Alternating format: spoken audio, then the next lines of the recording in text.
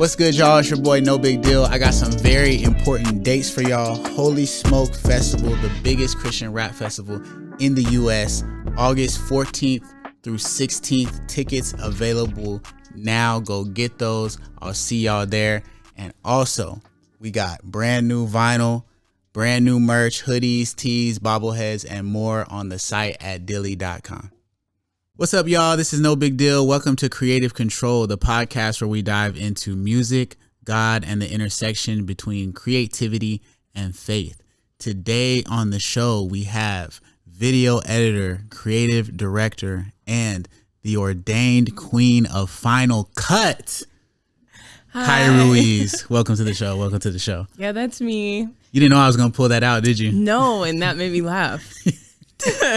I had to pull that from your socials. I really like that. The ordained, that's right? Mm-hmm. The official ordained queen of Final Cut. Okay. I've officially ordained myself. Okay. That's where the ordination came from. Yeah, no, nobody else did that for me, but I believe that I have the authority. Right. So I gave it to myself. Right. Yeah. Okay. So you are how would you describe your creativity? I would describe it as a little bit eclectic. I think I would try things other people wouldn't. Yeah. But I also think it's pretty classic in that, like, I'm not. You remember those Converse that would like go up here? Yes. So like anything high top leg Converse adjacent. In like any other form. Yes. I wouldn't. Okay, y'all got to catch this metaphor. Okay. She's saying if you took a high top Converse, right, and you were considering that a classic, you're saying that would not be a good description for you? No, it's not. That's not a good description. So when you say classic, you don't mean that. No. Give us a visual representation of what you mean as classic. You got to stay with the shoes now because you did this. Right. Yeah, I did it to myself. You know what? I'll actually go with what's on my feet right now. Okay. I feel like a Cortez is very, very classic. And I think that there's a lot of plays on the classic version of it, like colors. This is a good example. This is a different texture, but like ultimately the silhouette itself. Yeah. Classic. I actually like this metaphor a lot because, that's a classic silhouette, but it's got a new spin on it. Mm-hmm. And that actually is a great metaphor for your creativity. That's I would great. say so. You got to use that like going forward too. Yeah, I'm actually going to need Cortez, like Nike Cortez. If you have it. We both need that. Yeah. We both need that sponsorship. Okay, so for those people who don't know you though, your creative discipline, video editing, creative directing. That's in there. I would say so. Creative directing. What else? I have directed in the past, but not in like a large way. On like a large project. Yeah. And I like dabbled in illustration. I actually like illustrated a whole book, which is insane. Wow. So you've illustrated a whole book. It's out.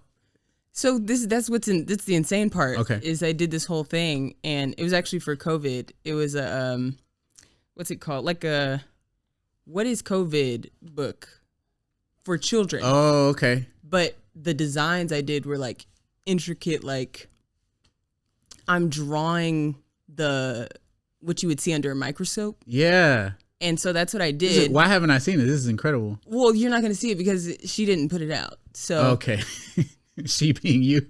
No, her. Oh, you made it for somebody else. Yes, she paid. So somebody commissioned you to illustrate this book. Correct. Wow. Okay.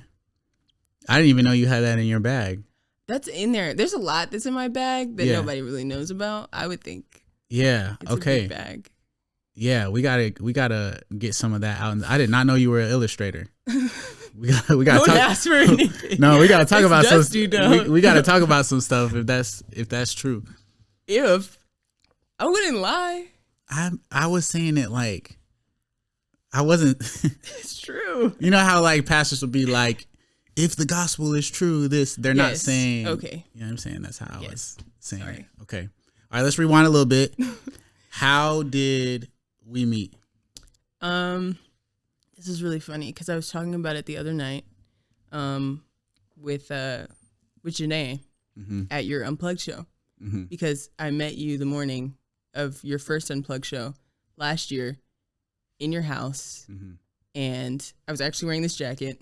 That's true. That's 100% true. Yeah, and I like Steven had actually, my husband had actually bought us tickets for your show as like a cute date moment. Yeah, that is a great way to think about No Big Deal Unplugged is as, right? It's a great date show. It is. That's what I need. More of y'all need to be doing that. Okay, go ahead. Yeah, honestly, following his footsteps. What happened was he ended up working. So don't do that part. So maybe don't do that.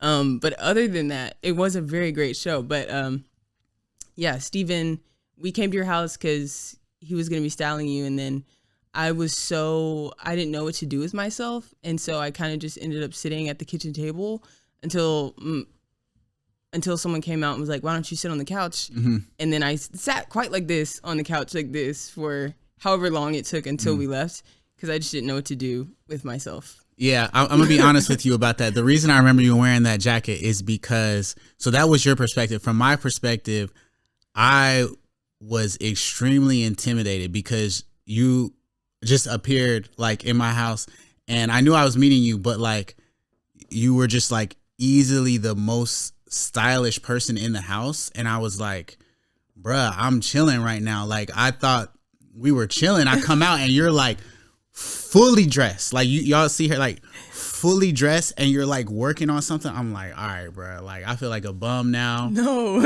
And then I think because you were like, you didn't know what to do. I was internalizing it like, bruh, this feels so beneath her to her. Oh, like no. she just like, I know you now, so I'm not, but I was like, bruh, oh well, this is the house. Like this is it. What? You guys have a great house? No, I was just in my head about it because I don't even like, just to put a bow on it. It's like, we remember what you were wearing. I don't remember what I was wearing. I have no idea, which means it was nothing. It was my house clothes. I probably had my house cardigan on. Everybody knows my house cardigan. And I probably was chilling, but I might have still had my bonnet on.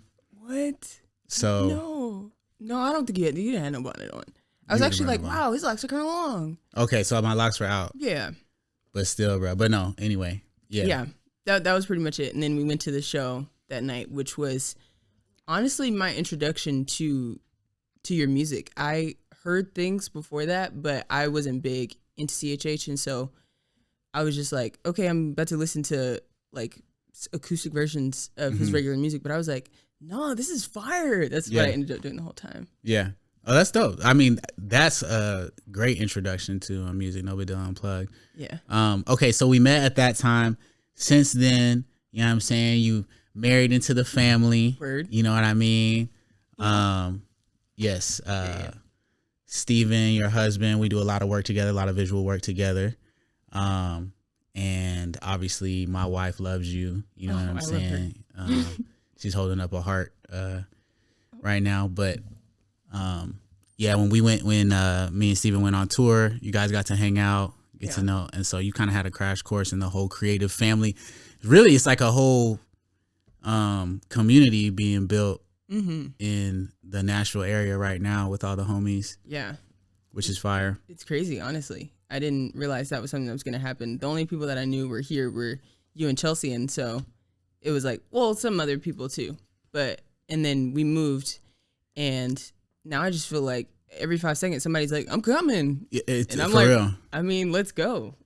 You guys, you guys really started like the domino effect. Like you guys moved out here, then John and Jordan, Michael's moving out here, Alex moving out here. You know what I'm saying? You have y'all have some other friends that are moving out too. I think we ran into them in the airport.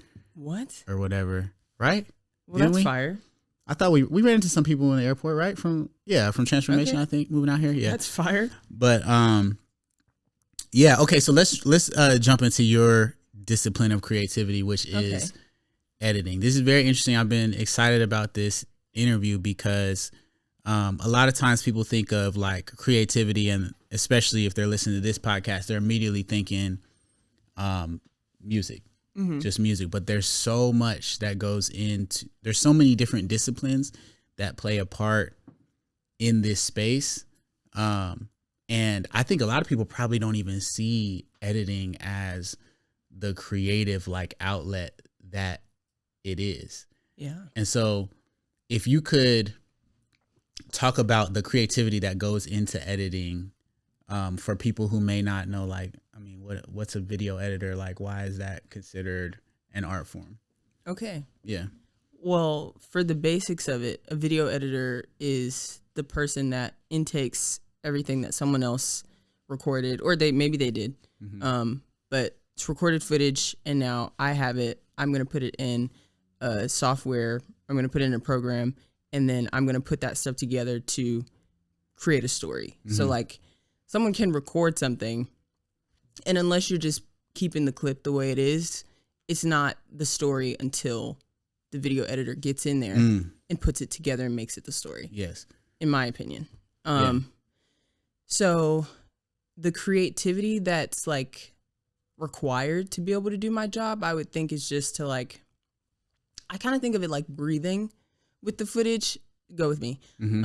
It's like the footage is going to talk to you. Like it's going to say something. The way that the person recorded the footage is already telling a story. Like if someone's using a handheld shot versus having a shot on a tripod, just a static shot, that's already saying something. Cause it's like, where do you see handheld footage? You're probably going to see that when things are fast paced. That means there's worry, there's concern, or like if, you know, something's happening, someone's turning the camera upside down. That means that things aren't the way they usually are. They're not the way that they should be. So the way I'm going to cut is faster. I'm going to make faster cuts. I'm going to add to this like scary, eerie feeling. But like if someone's like really just looking at the camera, it's a static shot. Maybe I'll just do a slow zoom because it's like they have something they want to communicate. They're looking at me the whole time. And maybe I'll break that up for comedic effect with a cut. Maybe I'll turn the music off at random places. Yeah. Sound design. Yeah. And I think having that, being able to breathe with the footage, I think makes a difference. Wow. Yeah. I would say like in this era of social media and content that we're in,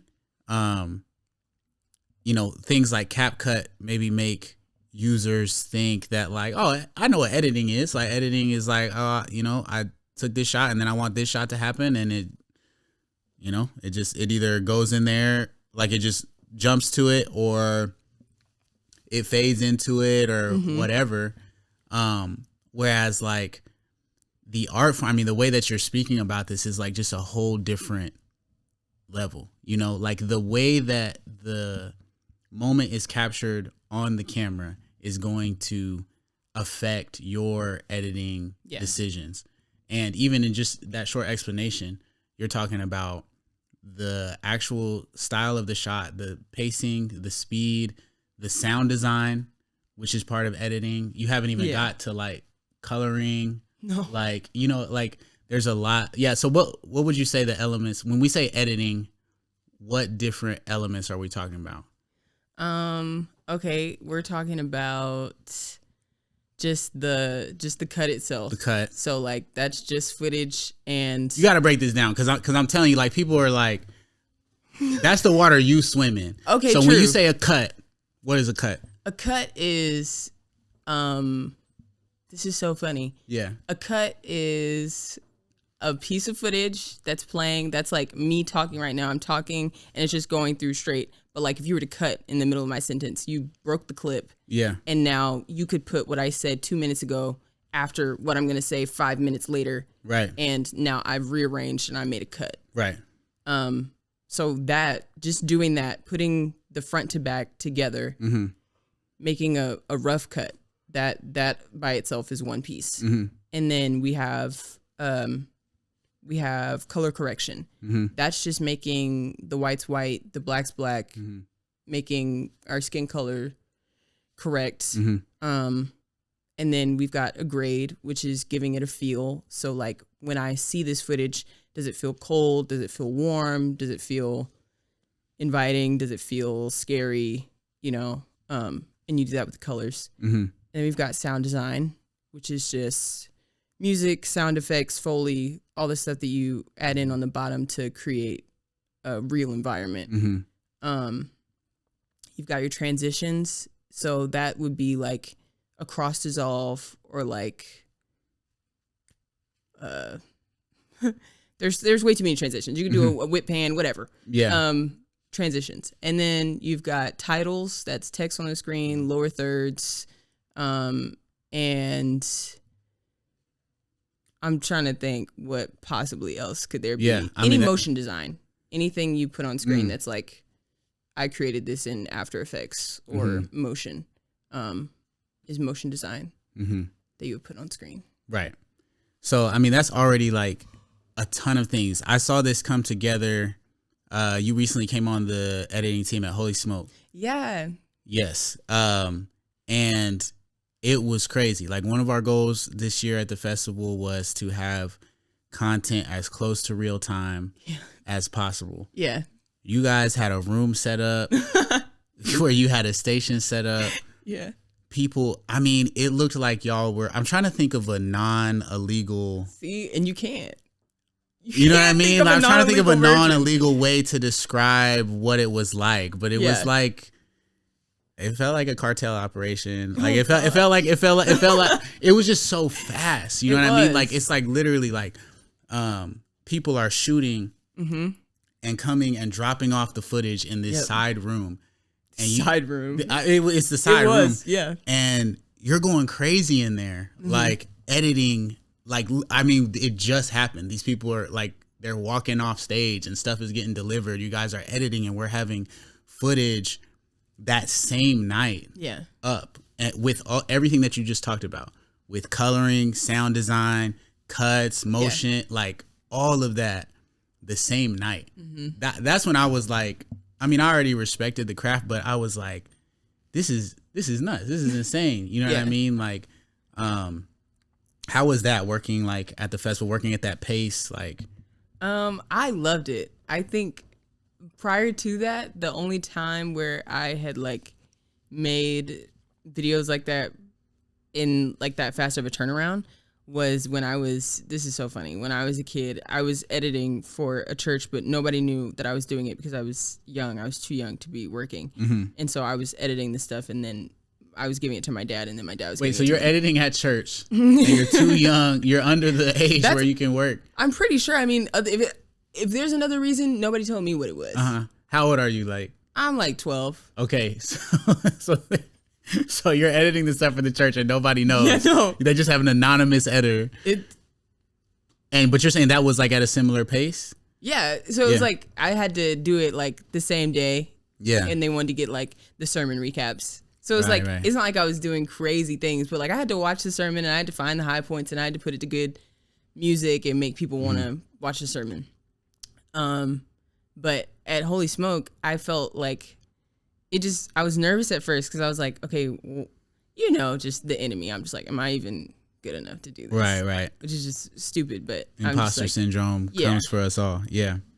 I rebuke it. But that's how I was feeling. And so once we got in and things started going and Garrett's just like, no, literally what you do is fine. Just edit something, show me, and then like we'll keep going. And so like I get the first edit out and he's like, you're doing way too much. He's like, you don't actually have to do all of that to do this. You just he's like, you're doing good is what he essentially says. And so I'm like, okay, word. And so we just keep going. And after that first night, though I was tired, I felt really good. And I just felt like I like to do this. And even since then, I would like to see what it would be like to be in a more fast-paced environment, maybe where I'm doing like live switching or something. Yeah. Because I feel like that could be, I think I would thrive. Yeah. It awoke that for me. Yeah. I was so impressed with that team. I felt like we were asking a lot. And yeah, I would say you guys like over-delivered on that. So that was one of my favorite things was like walking around and seeing like that going on. I was like, oh, this is crazy. We got a whole operation going on right now. They did their thing in there though. We had some the shooters, the other editors. Yeah. Okay. So what was the team? That you know what? That was the first day I met all of them. I know Garrett Cinematics was over the team. Ben.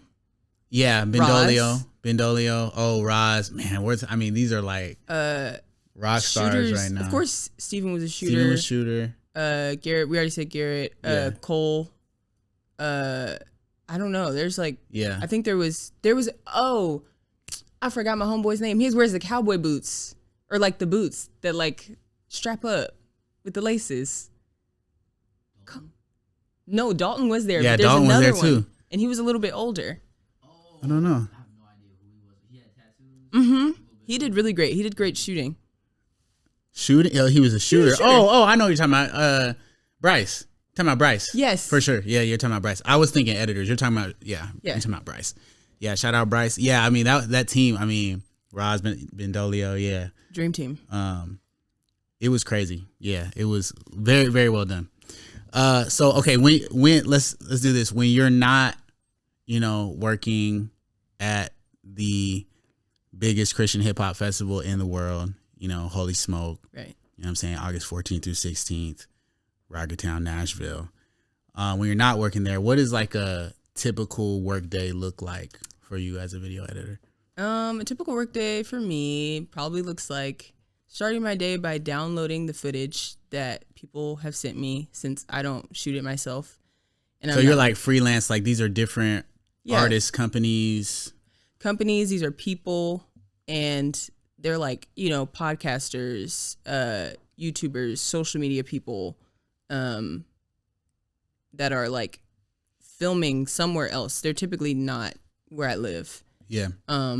And so I'll get their footage off of like, whatever service, Dropbox, whatever. Start the day, download, and then after it intakes all that stuff, I'm just basically like editing fairly easy videos. They don't require my creative. So it doesn't go against what I said. Yeah. I still have to add to it. Right. But I think because I'm also an efficient creator, that after a certain point, I just have to create systems. Yeah. And so I don't put in as much thought into how it needs to be done, because I've made the system already. So we've got what the creativity is part of it. Right. Now I just plug and play what their footage is that they sent me into the format. Mm-hmm.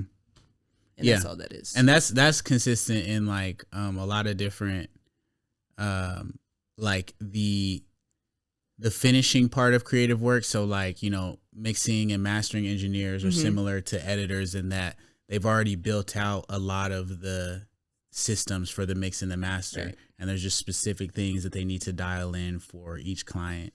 So that's a common thing. Yeah. But that's interesting because that kind of real time at the festival versus like your day to day, that's like two different. Yeah.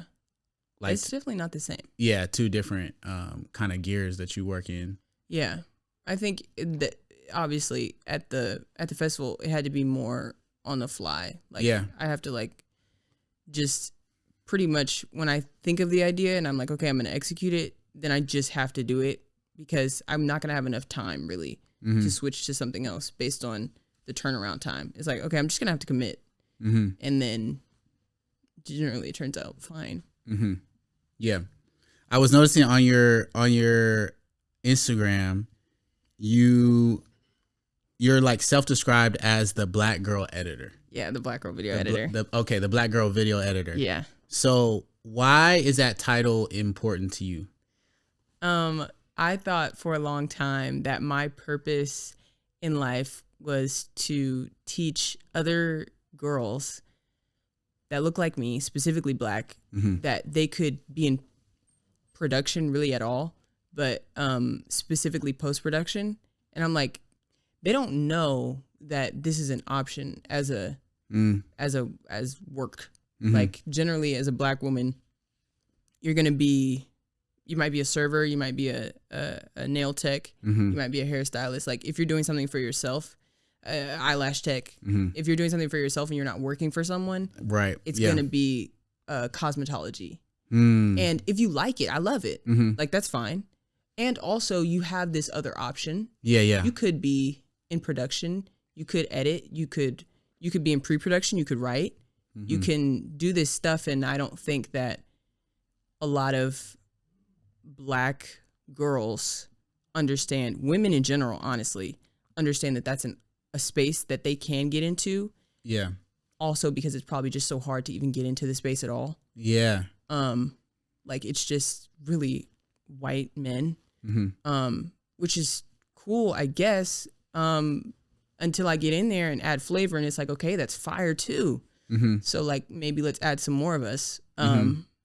Yeah, so that really influenced me being the black girl video editor, because people are looking for black people, and they're looking for black women, and so I'm like, they don't have to look anymore when they searched up. Yeah, that's me. I'm what other than the Lord, I'm what you need for editing. Yeah. So I mean, you've like in your career, you kind of touched on it, but you've seen like a lack of female and especially black female, like representation in these spaces. Absolutely. Yeah, I have, and it's sad. I do think I've been blessed to, because of putting myself out there that way, I've been able to collaborate with black women. So like the podcasters and the YouTubers and the social media people that I'm working with, they're black. Okay. And they're black women. Most of my clientele are black women. And it's like, you're doing something, you're showing up in your space and nobody else looks like you in your space. And then I'm fueling what you're able to put out. It's like, that's the cyclical thing that I want to be a part of. Like, I can work for, I can collaborate with anyone. Like, it doesn't matter what color you are or what gender you are. That doesn't matter. And how much more influential and impactful could that be for it to be with other black women? Yeah. That's super fire. And I also noticed on your Instagram that you kind of had like an educational piece for a while. Yeah. With why'd you say it like that? Because I feel like I need to be doing that. Yeah. But I'm doing other stuff. It was fire though. Like you were breaking down like editing concepts and it was dope. I think you should get back into it too. I think you're right. Yeah. I think I need to manage my time and get back into it. I think it's necessary. Yeah. Were you seeing like other women of color like resonating with those videos? Yeah. I think since I was able to like have other like black women and women of color as collaborators, I also got to get into contact and learn that there are some other ones, and they're small. They're similar to me, and they're also black women in the production space, and they're doing things, and they're like, we need to get together. And I've been able to meet some, because like, if you look at a high level and you just look up black woman video editor, it's like, you're going to see the tumbleweed. Yeah. And it's just sad. Yeah. I mean, you are the only one I've ever met. And that's a problem. Yeah. I think that's true for editing. Yeah. I know. Problem. But it's the reality. Yeah.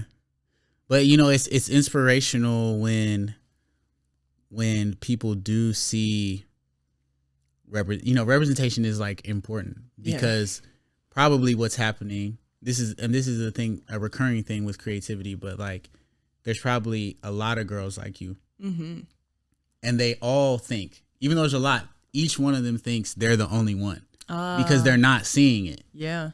You know what I mean? Yeah. And then when they see, then it's like, oh, I'm not the only one, but a bunch of them are seeing it. And so it creates a community. Yeah. We were talking about this on one of the other shows, but it's like, I felt like being like a black person raised in rural areas, that like pretty much in media, you don't see that. And if you do, like, then it's like Darius Rucker, or like, it's like a very country. Yeah.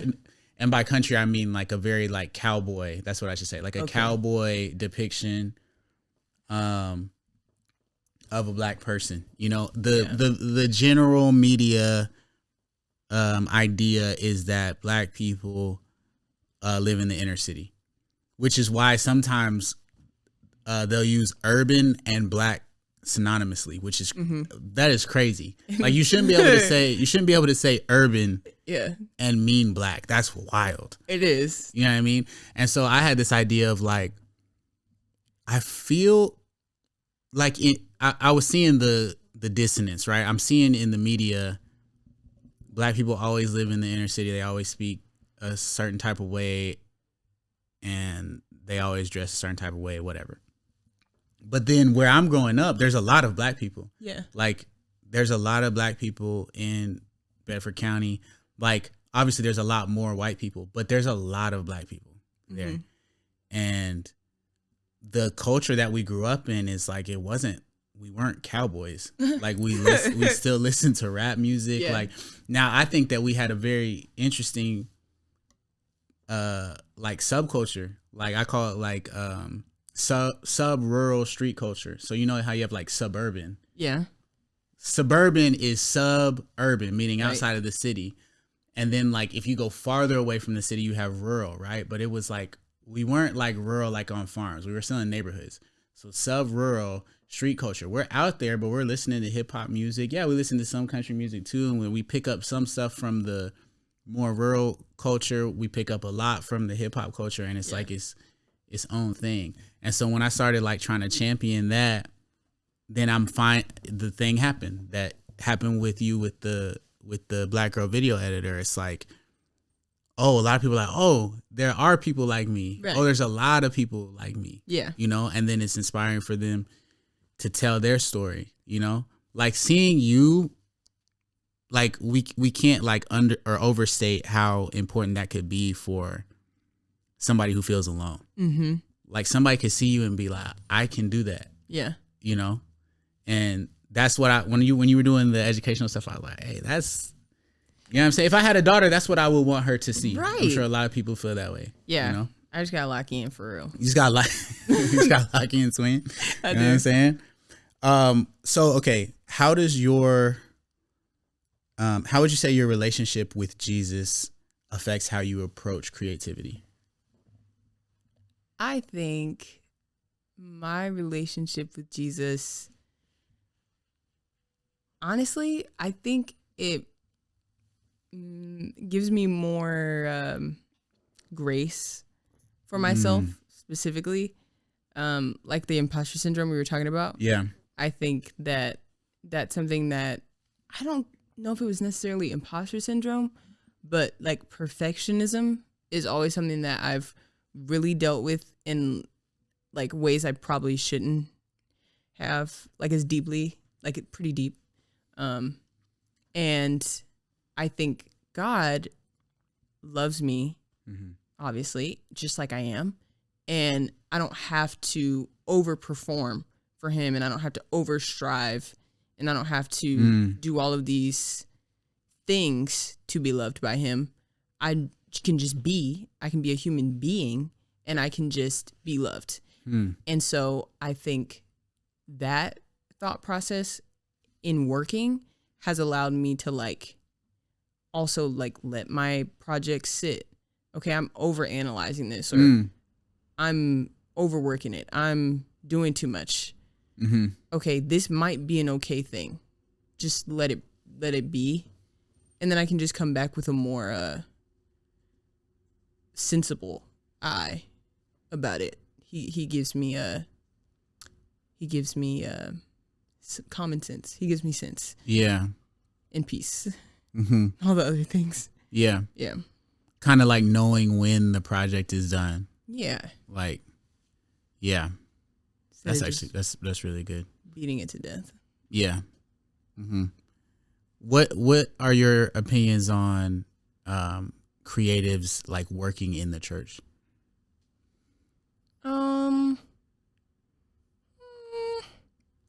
I think I have an extensive thought list. Okay, we want those. It's just some things could contradict others. Okay. And that's why I don't try to talk about this that much, but thank you for this question. I like, it's like, I feel like if you're working, quote unquote, in the church, I feel like it shouldn't be called working. Like, I feel like Okay. It should be a serve. You're serving. You're helping your community, your church community, to hopefully get closer to God, and through whatever avenue that takes when you're serving, that's what that should be. But then I also feel like this is the thing that I do to get paid when I leave here. Like if I'm editing at church, like I edit at home, like that's my job. So it is work. And to try and separate it and be like, no, I'm not working. Or like, even if you are there and that is your job. So like you're working at the church. I just kind of feel like I think as a church, you're held to a much higher standard of caring. You should care for the people that are working for you. And I've seen it a lot. You're talking about how the church cares for the creatives on staff. Absolutely. Honestly, just how all of the people in the situation are caring for each other in general. Yeah. I think it needs to be better. I think a lot of people try, and we're humans. None of us are God. And I don't know, maybe we should be trying harder. I just see too much that there's bad experiences based on someone working there, and then it can pull them from God. And though I don't have the power to pull anyone from God, because I can't, I don't think.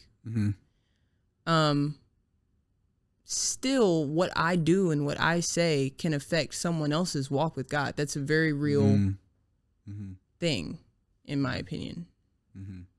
And so I just think it needs to be done better. And I don't know what that looks like. I don't have the solution. What problems have you seen? Like, I just don't think that there's a good stewarding of them in terms of what's required of someone working at a church. Like, I think it's like, we're going to be here all night till we get this done.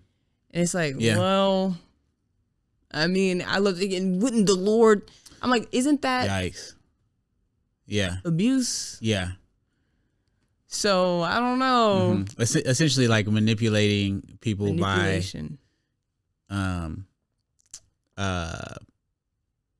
equating their level of devotion to God or their faith with how, or using that to get them to accept unfair working conditions. Correct. Yeah. Like stuff that would be straight up illegal for a corporation to do. We're not a corporation, we're a church, and you're serving the Lord, so I need you to do 18 hours, no break, no pay. No break, no pay. Yeah. We'll give you pizza after this. Yeah.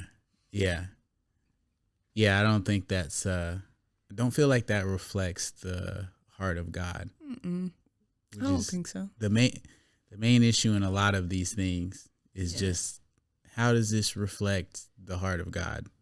Yeah, we're not asking ourselves that enough. Yeah. What's the fruit? Yeah. And then, I mean, I think that there are some churches right now that are doing a really good job of validating like the arts and creativity and how they play play a part in God's story of getting his love out to his people. But I think for a long time it's been very underplayed. You know, the real work is preaching. Everything else is just to support that. Even to, like you're talking about, even to the detriment of people's mental health or their identity as a person. Like, we just got to do everything to get this sermon off, essentially. Where it's like God uses all different types of ways to bring people to himself, and definitely uses, I mean, the visual arts, like music, I mean, everything. Like, everybody, there are so many stories of people who come to God through the art, like the art that they've seen, but also through, I would say for my church, like most of the people who come to the church, stay at the church, and are attracted to the church, they liked the sermons. Yeah, it was great, but it was like the community that is the reason that they stayed. Yeah. Was how they saw people treating each other in every capacity. Yeah. Like the humility that they saw in people, the generosity, the way that they were welcomed in. That was our story. Like the way that we were welcomed into the church, and just treated so gentle, in our time of need. That's, that a lot of times is more important than, how, good the pastor is with words. Yeah. And if that's not being extended to everybody, but if that's not being extended to the creative team, like that's not the heart of our creator, Yeah. That's really good for your church though. Yeah. That's fire. We love that community. Yeah. Yeah. I mean, I can't say enough about it. But also that's the Bible. Like that's what happened in the Bible as well. Like it's a newer thing that like, you just have this like superstar speaker or orator. Like that's not what was happening in the Bible. I mean, there was one superstar speaker in the Bible, and that's Jesus. Right. Like, I mean, Paul didn't think that his speaking voice was, he preferred his writing over his speaking voice. Like, that's just not what it was about. It was much more, it was what we see in Acts, a church of generosity, of sharing all things, of breaking bread together, praying together, sharing each other's burdens, so in everything, that's what the body of Christ should look like. Yeah. What trends do you see in the editing world? Like maybe let's say on social media that you wish would die. That's a good question. You know what? I think it's already, or maybe it came back because we know TikTok. Well, you said that, and I think I forgot what we was doing, and my little accent came out a little bit, only a little bit. So I'm gonna get back to. No, the accent can come out. The accent can come out fully. All I'm saying is I think it might be dead already, but honestly, and I love a good CapCut user. Don't come for me. I'm just saying those they're like templates. And it's just like, I'm just gonna put my videos in here, which is how it works, and then it's gonna spit out what that person made. Oh yeah, and I want the same thing. Yeah. And it's just like swing picture in and then zoom with this with the motion blur. Yeah. And then here it is, me in a picture, and like people will like do it, and it's okay for the first one. Yeah. Because that's what the footage was for. Yeah. But then like the second person that's like, I want that exact same video. Yeah. And they do it with some random clips, and it's just like it's not hitting the same way.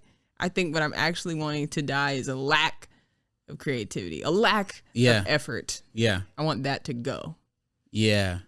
Yeah. I mean, it goes back to what you were saying about like, when you were describing the editing process, you were saying that like the actual shot and the edit should work together. Yeah. Essentially. So you're saying for that first one, it's like, oh, they shot it with the idea of this template, but now you're taking footage that was just what are we doing? Just putting it in there. Yeah. I do think it's funny when people, I think, low key, this might be your burner account as I'm thinking about this, but sometimes people will put like, they'll do the template and then instead of a picture of a human, it's like just a picture of a dog or something like that. And it's like the template, it's like, this is not what the template was for.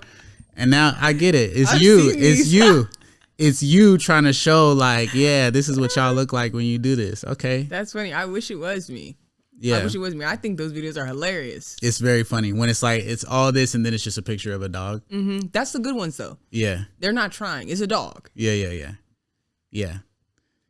Yeah, when TikTok went down, and then everybody realized that meant CapCut went down too.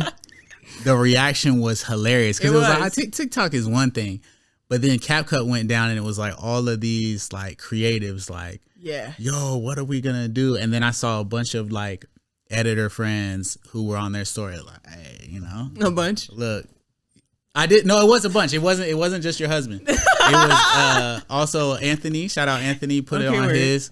He's a photographer and editor. It was a lot of my editing friends were like, I kind of wish CapCut would have stayed down a little bit longer because I saw y'all kind of like popping your stuff like, hey, like, you know what I'm saying? Like, what y'all gonna do now? You know? Right. But you know, it was all fake and they brought it back. So unfortunately, but you know what? There's a lot of, I think if you didn't have it downloaded or you deleted it and tried to like re-download it, like you still can't have it on your phone. No? TikTok is like that at least. I don't know if CapCut is like that. I didn't delete CapCut. I did delete TikTok. Oh. And or no. I said that backwards. I deleted CapCut and not TikTok. Okay, yeah. And I couldn't re-download CapCut. Yeah, you don't need it anyway. John Keith deleted TikTok and he can't download it. So it's like if you still have it, it works now. But so I just saw this last night, but people are on eBay selling phones that still have TikTok. What? For like $10,000. Like just throwing it up on eBay. I hit the group chat like, I mean, I might sell my phone for $10,000. You know, I don't need TikTok that bad. Yeah. So I guess you can have my phone. You hear that, Nate? That people are selling their phones that still have TikTok and CapCut on them on eBay for $10,000 because you can't get them off the App Store right now. Dude, if you want to be controlled by China, just you know what I'm saying? For free. I think that I would sell my phone as is, everything that's on it. Contacts and everything. I think I would. Wow. $10,000. I was gonna say it might need to be more. Raise the price. 10,000. I've never thought about this. I mean, What? you said raise the price. Yeah. All right, listen, guys. You guys can imagine the contacts on my phone. You can imagine the unreleased on my phone. You know what I'm saying? $75,000, and it's yours. 75,000. You can have my phone and anything that's on it right now for $75,000. But right now only. Is that too low? 75,000. That's pretty solid, right? 75? 90,000? All right, you can buy you know what I'm saying? You can buy my phone as is right now for $100,000. Oh. The case Right. I mean, yeah, with the case. This case? with the case. 101,000. You know what I'm saying? Yeah, the case you got to go up like a you know what I'm saying, 1,000. Yeah. Okay, for you, so what are some spiritual practices that you feel like are essential to you as a creative? Like what kind of... Something I've been doing recently is putting a verse of the day up in our house, and it has actually really helped me. One, because they're relevant verses. Like, I'm not just gonna throw up there, you know, Genesis 1:1, like like a verse that's gonna help me. And it's been a couple of them. But meditating on that verse throughout the week. So like as a practice, like when I wake up in the morning, I can see it. It's right there on the wall. And so it's like when I pray in the morning, when I wake up, I can pray this verse. And another thing, I think that's something that people should be doing. Praying verses, because the word, just pray that. And another thing, I like this. No, keep going. Go ahead. Pray that. Yeah. Like, I mean, I think a lot of people make prayer out to be this huge, deep, like speak in tongues, and it can be, you know, bind it, loose it, do it. I just think you can also open up that book, and when that speaks to you, you can write that down, and you can keep saying that. Yeah. And it'll get in you. And in a good way. It'll get in you, sounds scary, but it'll get in you as in Holy Spirit. And it's a good thing for you. And you just meditate on that. Like the Bible tells us to do that anyway. So just go ahead and do it. Yeah. It's powerful for me. No, it is powerful. Do you, In the morning, do you read scripture, even if it's like that scripture, before you get on your phone, or like what's your? Yeah. I see. I mean, yes, I literally open my eyes, and other than my husband and the roof, I see the verse. Yeah. Husband, roof, verse. Yeah, I'm like, Yeah. it's like that, and then I meditate on that, and then I do get on my phone. I haven't gotten to that level. Some people are there. I'm not there yet to just not get on my phone in the morning. Yeah. There might be an email up there I need to look at, and I look, and I'm not ashamed, and maybe God will deliver me later. Yeah. But as of right now, it's not a conviction of mine. Yeah. I'm still good to go. Yeah. So for me, it is definitely, that is what I aspire to. And it has been my norm in the past, and I have good periods and bad periods with it. But I will say that the fruit that I've seen with scripture before phone is pretty intense. For me, because just kind of letting that shape all interactions, or even not even just interactions too, right? Because it's like the thought processes. That's what it is for me. It's like, yes, it makes me a kinder person outwardly towards people, but sometimes I can fake being a kind person or a generous person, or I can do it externally. Like I've been a Christian long enough that even if I don't feel like it, I'm going to at least try to be obedient. This is my life. Yeah. It's following Jesus. What that scripture before phone does for me is turns my affections and my will and desires towards God. So it's not just an external thing of me smiling at you and being kind and saying, "Oh, you can go first." But it's also, that's what I desire now. That's what I actually feel in my heart. I think that's the benefit for me. And it's not the same for everybody. I'm not knocking anybody else, but I will say for people who are looking for, man, I'm looking for a spiritual discipline that kind of, maybe my days feel very hectic, or I feel very anxious in the morning. I feel like I'm behind as soon as I wake up. I feel disconnected and worried and all of these things. I would challenge you to wait to get on your phone. It's also a act of faith, because you're saying, I trust God, like, to give me my daily bread. Yeah. Whatever message is waiting for me, it can wait. Yeah. I don't hold the world in my hand. The world's not going to fall apart, or it is. Regardless, I don't have the power to make it do either one. I'm going to trust God. And the way I'm going to trust God is I'm going to give these first moments to him.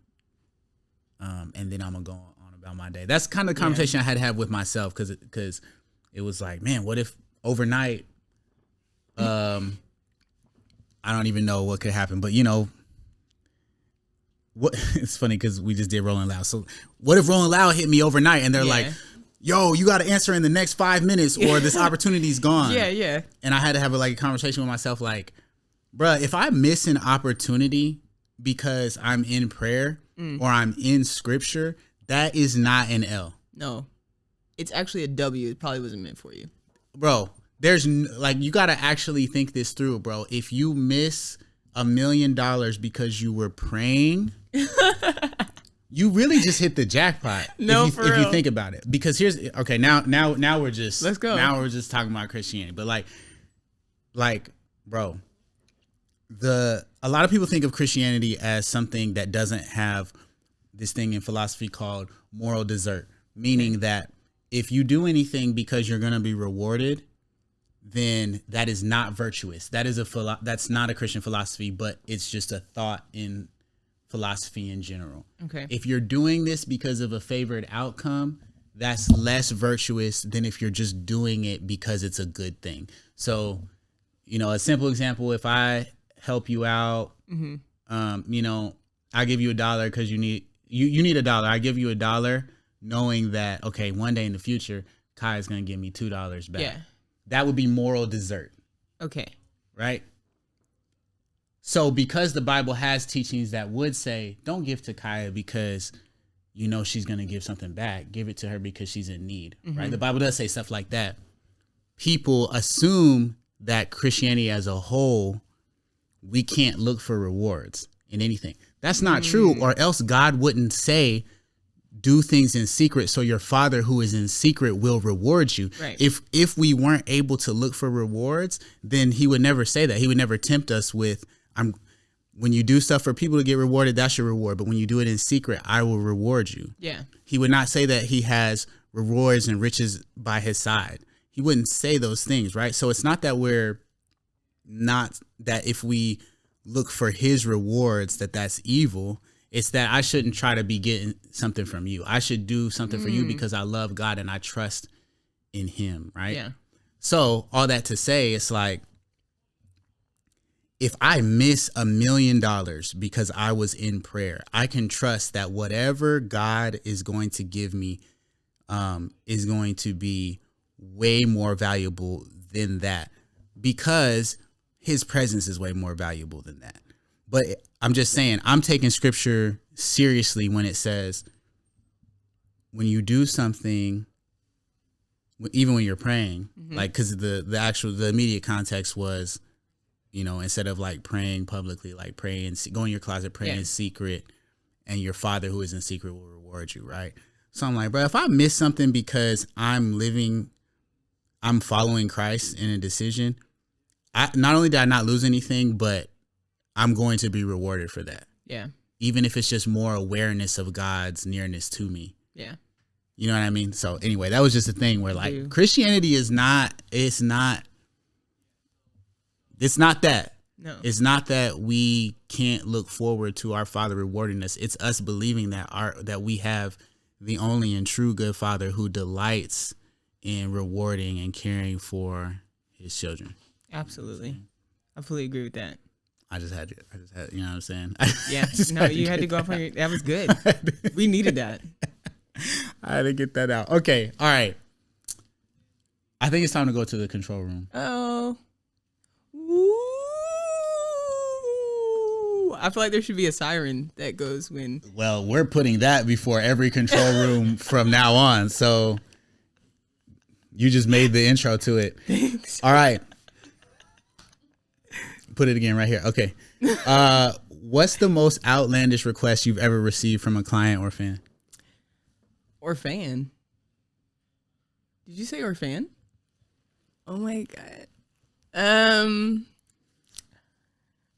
I'm thinking about like fans, but that is not. You have fans? Yep. Yeah. Okay. Just for the people at home, that was Steven pointing at himself vigorously. Yeah. And then you adamantly. Yeah. Yeah. You supporting him in that. At least one fan, but I know I got some more. Yeah. At least 4. Anyway, so you said, God, let me lock in. Lock in, twin. All right, I got you. What's the most outlandish request you've ever received from a client or fan? You know what? It was to take the color off the footage. So you had color graded previously approved color. Okay. They said take it off. So they just wanted the raw. Correct. I had done the color correction. I made the blacks black and the whites white, and I made her skin brown. Mm-hmm. You didn't rock with it. No. That's all they wanted. Oh, they didn't want the grade. They just wanted okay. Which is fine. Yeah. You know, we'll live. Okay. Very odd. If your life had a theme song, what would it be and why? Oh, dang. I feel wish like I had really thought about this. This is a very one. Khaiyah question. This is great for you. This is kind of great for me. I'm trying to also actually think about like, oh gosh. And you want me to move fast. First thing that comes to mind. Even if it's not right, it's the first thing that comes to mind. If your life had a theme song, what would it be and why? Well, the first song I thought about was just a random song, and it has nothing to do with me. What is it? It's Keep On Loving You by REO Speedwagon. Okay. I don't know that off the top of my head. I'm gonna keep on loving you. Oh, that's hard though. Because it's the I wanna do. Steven thinks that's right. You think that's the right theme song, right? No? Okay. It's the first thing that came to my head. You said song, and I was like, that. Why is that? I mean, that. I feel like that's a good theme song, though.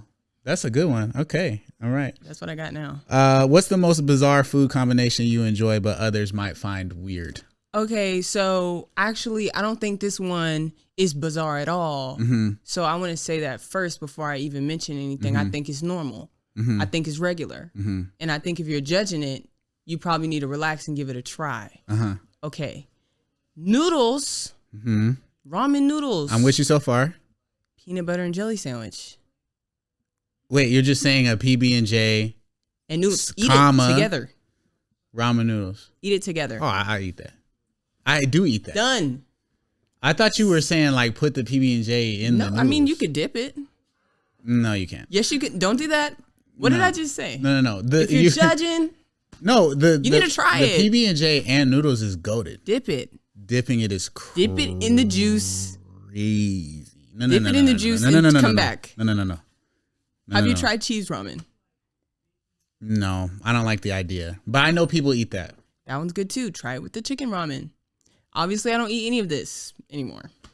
But just regular noodles. She's a vegan. We didn't even talk about that. I am vegan. Proudly. For vegan? Yeah, anything that I'm standing up for gets the fist. I don't think vegans get this. That's okay. I'm giving it. Just the same way I'm officially ordained. Okay. Like video editors. Vegans get black people, brown people. But vegans get the black power fist? Vegans. Can they have like a, you know what I'm saying? No. A black power fist? Yes. For vegan? Okay. Yes. What's your favorite No Big Deal lyric? I already had this one. It's can't be heading down to hell with some hot music. Yeah. But it's because that song, first of all, so I actually have a bone to pick with you. Okay. So I go to all these shows on tour to visit you guys, to visit my husband specifically, but to visit you guys. And I'm like watching the shows and that song never comes up, and okay. Yeah. Like it's not about that song. Yeah. It's not about that song. But I personally had that song on repeat for like 3 months. Yeah. And then to be disappointed. Yeah. And they just play it after you leave. Yeah. Just really upset me. Yeah. Upsets still from the inside. But I did get to see it at the Unplugged show. I was gonna say I played at the Unplugged show. That brought me joy. We didn't have time for it on the tour. You know what I mean? I had 75 minutes. You did have a pretty long set, I guess. And what would I take out, you know? That's why we played it at the end, just to let people know, like, bro, he could have kept going, bro. He could have kept going. Here's, you know what? Thank you for going on this journey with us. Here go 2 more for y'all. You know what I'm saying? Okay. You know what I'm saying? What is your specific problem with John Keith? John, I'm vegan. I know you don't like us and you don't like what I eat, though my food is just normal food. You don't like it. And that's the bone that I have to pick with you. That's fair. So it would be no bone though. I knew you were thinking it. I knew you were thinking boneless. It's boneless. It's a boneless bone. Yeah, but I'm picking it. Also, I just have to say before we end, you said you don't like us, and you were still doing the black power fist for vegans. And I just, this is the problem. This is why they can't have it. You can't be like, you don't like us, and you're talking about vegans. I did though. You did do it, but the thing is, your fist is black. Yeah, I hope. Right, and maybe what? All right, this has been Creative Control. Thank y'all. I'll see y'all next time.